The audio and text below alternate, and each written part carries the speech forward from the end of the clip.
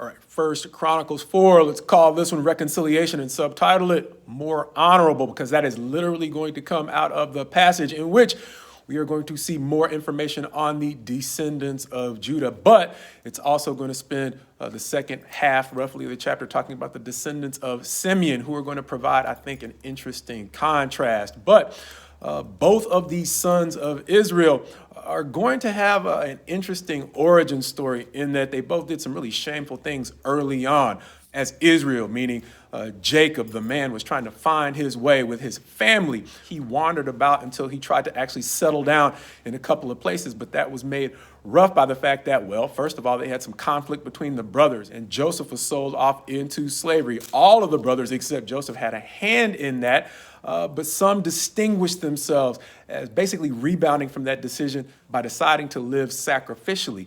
And that's exactly what Judah did, offering himself for Benjamin when Joseph, unbeknownst to his brothers, had now become a ruler. As a matter of fact, second only to Pharaoh in Egypt. When they had to provide surety for the life of Benjamin, Judah was the one who offered himself in exchange for Benjamin to give his father a guarantee. So in offering himself when everybody else was simply offering words as a guarantee, he did something that was honorable, even though previously he did something that was shameful in partnering in selling Joseph into slavery in the first place. And beyond that, he actually fathered children by his daughter-in-law. And even though he did it unknowingly, he did it because he thought she was a prostitute, understanding that that carried its own level of shame, understanding that he had actually broken his vow to make sure that she had a husband provided for her after her first husband, his son, passed on. She took matters into her own hands, disguised herself as a prostitute, convinced Judah to sleep with her, and bore children to him. And he overcame that shame by, instead of having her executed, he acknowledged that she was more righteous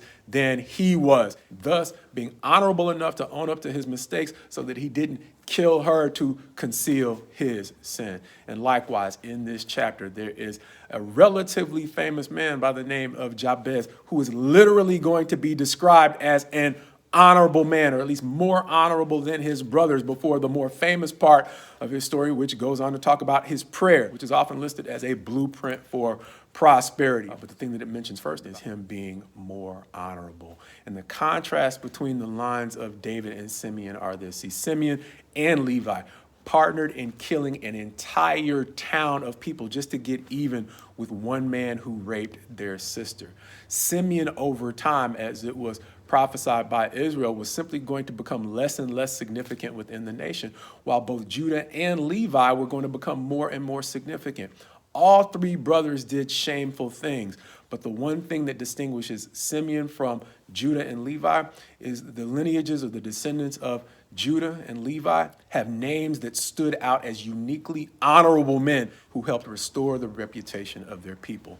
No such names are going to seem to stand out from the descendants of Simeon, who are actually going to be described this way in verse 27. Shimei had 16 sons and 6 daughters, but his brothers did not have many children, nor did all their clan multiply like the men of Judah.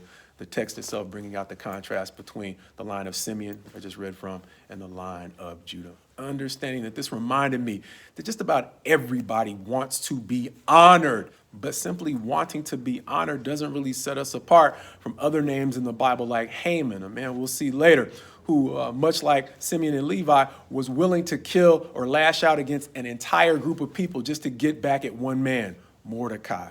Likewise, it doesn't distinguish us very much from some of the kings of Israel, most notably Ahab, who loved to listen to lies, even though he loved to be honored. And likewise, the Pharisees during the time of Jesus' ministry are noted as loving to be honored, but over time developing a reputation for not being especially trustworthy. And so this chapter of genealogies can potentially challenge us all with the question that even though we likely all want to be honored, are we willing to do the hard work of actually being honorable? And on our own, I'm fully convinced that that is going to be difficult, if not impossible. But as believers, that is one of the reasons why we appeal to God for help to get over those times when we have done less than honorable things, to hopefully take on the responsibility of restoring our reputation and our character, which is why we sometimes say, God's best to you as you move forward in him.